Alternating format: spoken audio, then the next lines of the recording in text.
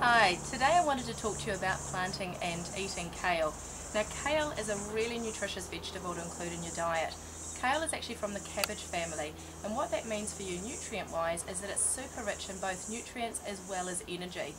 Kale's ideal to use in things like your smoothies or in your juices, and one of my favourites was squire kale, which is this particular variety, is to cook it in the oven with a little dash of olive oil or coconut oil, crisp it up at 180 degrees, and in about 10-15 minutes you've got really tasty chips, which is a really healthy snack. So, in terms of growing kale, like all of brassicas, like to grow in really rich soil. Now what I prefer to add to my soil, instead of just a plain compost, is actually a garden mix. Now the difference with garden mix and compost is really just broken down weed leaves, whereas garden mix has the addition of bark as well as pumice. Now the pumice will hold more moisture to your garden soil as well, which is going to be really helpful with our changing climate in terms of retaining water to the roots of your vegetables, which is what's much needed. So your pumice will take care of that. The bark that is within the garden mix really becomes like a whole base that your plant is feeding from. So you've got the leaves, the bark, as well as pumice, and it's going to make a fantastic choice there. So after clearing out the garden bed in here, the crop that was in here before was some peas and beans, and so now we're going to put our brassicas in here and they'll grow really well. Now brassicas also like another thing, which is from a manure based compost. So here behind me I have our worm farm, and it's all broken down, this level here with the worm casts. Worm farming is so easy and it doesn't take up very much room either.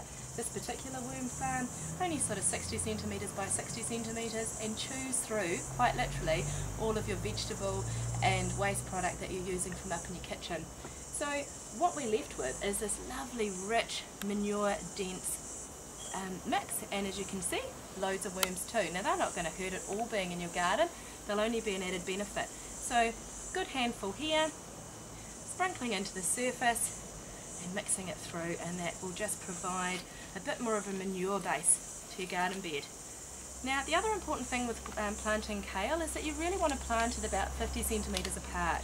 Overcrowding is only going to limit the production of your plant. This particular plant, kale, is going to get to around sort of 50 centimetres by 50 centimetres. And then what we do is select a really healthy looking plant here and prepare for planting. So we're going to come in a little bit from our edge. The drier part of the garden is to the edge of your garden, and we'll pop them around about here. So in here now we've got our lovely garden mix, and which I had pre-added, and then we're going to add a little bit more garden mix around and press it down. Now pressing it down is going to seal up those air pockets in your garden too, which is really important, just to allow those feeding roots to settle in. Now once we've watered it and it's settled in there, we're going to apply a mulch too. So here I've got a lucerne and pea straw mulch, and applying it so it's about 7.5 centimetres deep is going to keep your roots cool, it'll keep moisture in and prevent the soil from drying out. So getting into a habit of mulching. And don't forget to top up your mulch too. The great thing about using an organic mulch is it's going to break down and continue feeding your garden. And all you need to do is just keep on top of just simply applying some more. Mulch comes in bag format, so it's really easy to cart around. Now, bugs and pests, they come into every garden, and the trick is coming up with an organic solution. Now one of my favourite products is the Kiwi Care Organic Insect Control. Now the organic insect control is fabulous because it can be used on fruit trees, ornamentals, as well as directly in your vegetable garden. Something that tends to be a little bit of a problem when you're growing kale is whitefly. Now whitefly is a small sort of silver to white, about 2mm long moth. So if you're looking around your garden and perhaps disturbing some of the leaves and you see this cloud of moths kind of come up, little tiny insects, I'd say that you'd be diagnosing it with a whitefly infestation. Now what we need to do is just coat all sides of the kale. This again, it's an organic, bee-friendly solution, and that's going to stop them inhabiting your kale plant. This application maybe apply every 14 days until you see infestation go down.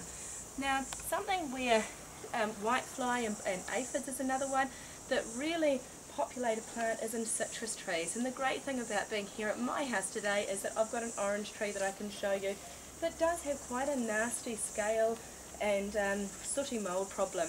Now what the sooty mould is from and what the scale is from are your sucking insects like your whitefly and aphids, and once they've excreted their sugary deposits, that tends to mould over.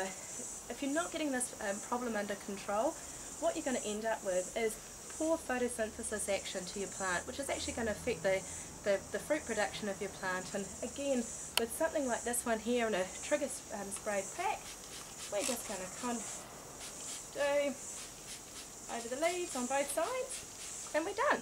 Now, when this product is finished, they actually have refills as well, so a really economical way to, once you've gone through your bottle there, then you can just top up with the packaged ones and mix with water and you're done. So there we have it, folks. We've got kale, which we've grown in the Palmer's Garden Mix, added in some extra boosting nutrients from our worm farm, and then we've protected it from whitefly with our organic insect control. Thanks very much and happy gardening.